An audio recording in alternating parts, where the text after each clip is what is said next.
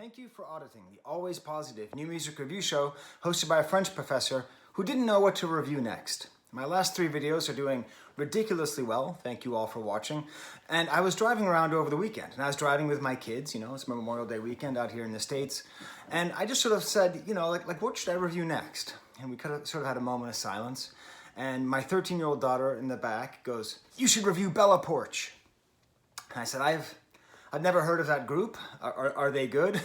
And both my kids kind of laughed. And my son, 15-year-old son, kind of seriously says, yeah, Dad, I think you probably should review Bella Poarch. So if I've never heard of somebody, and both of my kids think that there's something to study there, I said, fine. I don't know who they are. I've never heard of these fellows. I look forward to reviewing them, but I'm going to do it a little bit of a different way. What I decided to do was have them tell me why I should review them. Like, what is it about this musician or this artist, or it turns out this internet celebrity, that both a son in high school and a daughter in middle school recognize that I need to understand? Because part of this channel isn't just me understanding new music, it's me trying to understand modern culture. Once you reach a certain age, it's very difficult to get it, right? That's part of the problem. So whatever Bella Poarch is, it is very important. So come with me, and I will tell you all about what is a Bella Poarch, and more importantly, what does she have to say about feminism in 2021? Because surprise, this is going to be an essay primarily around the question of women and gender studies. So what is a Bella Poarch? Bella Poarch is a person. I'm going to start with my son's description. A person who was not expected to get famous. A Filipino-American Navy veteran who is famous for making funny faces. Okay. When I grew up, there was a Canadian who was famous for making funny faces, Jim Carrey. But apparently this is on TikTok. So I don't do TikTok, I don't know TikTok. So here we go. This is a person who is not a musician, so they want me to review a song, but they don't tell me anything other than it's by this person. She does funny things and people like it. Now, the reason that it gets more interesting is that when my son is talking about it, my daughter starts to interrupt him. And they start talking about people hating Bella Poarch. Like, what is it that people hate? My son says, very matter-of-factly, oh, because she's a woman on the internet. He's an astute observer of internet culture and knows that the misogyny on the internet is a deep problem that he has witnessed to. And so that's his quick answer, He also says that, all attention on the internet is good attention. So part of the reason that she is so popular is because she is so hated. I asked them, well, why is she hated besides being a woman? She's a Navy veteran. Did she serve in Korea or something? No, she's in her early 20s, and she's apparently quite attractive. I've never seen a picture of her. And so apparently this is the reason that there's hate on her, because she's famous and she's pretty on the internet. Apparently my son first heard of her in July when she had less than 100,000 followers, and there was some TikTok that made her big. Now this is telling. Both my kids are interested in this person. They both think that it's somebody that I should understand, and yet they don't remember why she's famous. It was some face that she probably made. Blue Steel, Magnum, I don't know which one it was, but she made some kind of face. But this is where things start to get interesting. This is where my son and my daughter started having a conversation, that she's not like every other TikTok star who is famous for, for having the kind of body that men like to talk about or look at or whatever. That she diversified and wasn't just TikTok. She was making music like this song. She's on Twitch. She's with YouTube creators. That for them, she does not come across as somebody who engineered her brand to become famous, but somebody who just became famous. According to a quote from my son, the goal was not only to get famous enough to make money on OnlyFans, but yet she doesn't particularly have any evident talent besides making faces. I asked my son, how did he even hear about this person? Because he doesn't follow a lot of the gossip stuff, He's very into international relations and things like that and social justice. Apparently she'd been attacked for having a tattoo. The tattoo was of a heart, but it had radiating sun behind it. And apparently, some bad faith actors accused her of being a Japanese nationalist.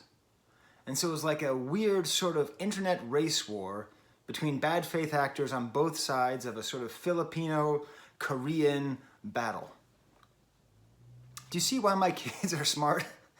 This would have gone right over me. I would have had no idea that this was going on, that this kind of thing was going on. And as my son pointed out, Filipinos make an amazing contribution to our society and to our history, yet they don't have much representation in our society. I guess that's another thing that Bella Poarch has done.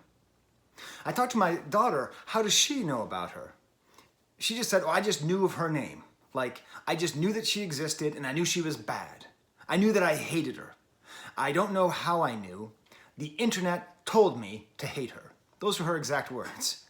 And she never checked in, you know, like there's just certain people you say, you know, like, what's that band? Nickelback. I don't know any Nickelback songs, but like everyone's just supposed to hate them and hate on them and Nickelback bad. Yeah, we all agree on that, right? But what happened? You know, like what actually happened? Well, it turns out that she's not a bad singer and she's not this monster that she's made out to be. While my kids were explaining it to me, my daughter's like, well, basically it seems as though she replaced Belle Delphine. And to which I just said, oh, really? Replaced Bello Delfino. That's I didn't know who Belle Delphine was either. Apparently this, I'll quote my kids, are you serious? I'd never heard of her. Apparently she's some kind of gamer girl who sold her bathwater. I don't know what it is, but there's a special kind of hatred for young women on the internet. And if you are attractive enough to be desired, then your hate is perceived of as being justified. This is a great and ongoing injustice that is being perpetrated not just on famous women, but on all women and all girls. As long as we accept this, as long as we know that there has to be at least one woman who's using her looks to gain fame that we can just pile on and destroy, then we can feel safe and keep women in their place. This is a real problem, and this is really happening. And this random drive that we were having, this random drive we're having as a family, and we're having this conversation, and it turns out whatever Bella Poarch is, this whole drama that exists plays out in the way that she is perceived of. She is hated for being a woman. That appears to be the most succinct way of saying the reason that she is hated. Interestingly, they went on. It's so funny, you know, like you never know how much your kids think about stuff when you're not around. I mean, obviously their brains are going all the time, but you don't think about how people think when you're not around them. So apparently, I asked my kids, like, does everybody know this song? And they're like, oh yeah, everyone knows it. It's a big song. And my son even knew that it charted higher than the song by Olivia Rodrigo, and that it's charting higher than Billie Eilish. And my daughter said, yeah, a lot of people think it's totally unfair that Olivia Rodrigo has a lower placement on the charts. Remember how I said she's hated for being a woman? Well, we're right back out there. She has to be pitted against other women. There can only be a certain amount of space for women in our culture, and if there's not enough space, we have to pit them against each other so that they fight. So that Christina fights Britney forever. Ever and ever and ever and ever. That has to be an eternal struggle. So, that's it. I haven't even talked about the song yet. I'm going to get to the song. I'm going to get to the lyrics. Because, newsflash, it's a great song. It's on the charts. It's doing well. If it weren't for my kids, I never would have had any idea who she is. But the song itself is named with a vulgarity. Build A B I C H. I don't know how you get demonetized for swearing on YouTube yet. So I'm just going to say build a batch. Okay, like the Bad Batch, the Star Wars show. Okay, build a batch. It's a play on Build a Bear, which if you don't know because you don't have kids or you weren't ever a kid in American malls in the last 30 years, is a store where you can go and make your own teddy bears. You get the weird like flesh and you fill it with stuffing, and you just spend way too much money. It's so expensive. And then you have a Build-A-Bear. So that's this song, Build a B word, okay? Already, right off the bat, we have a fascinating concept of what the lyrics are going to be. I'm gonna come back to the lyrics. Before I get there, let's just talk about the song. 2 minutes, perfect 2021 pop music. Write one part, do it 5 different ways, little instrumental break, a spoken verse, a sung chorus. The chorus is repeated just enough. My son compared it actually to Stromae in a way, which is interesting. My daughter says it's like Melanie Martinez, which I think is the most obvious comparison. My wife, who also loves the song, thinks of it more like Billie Eilish. My son noted that it has some of the unfinished raw sounds that we might associate with Billie Eilish. But either way, we definitely have, one could argue, a cookie-cutter pop song in 2021. I'd like to say, though, if you think it's so easy to write a good pop song, please go ahead. It is not that easy. It is very easy to write a almost perfect pop song, but to write a perfect pop song like this just goes great.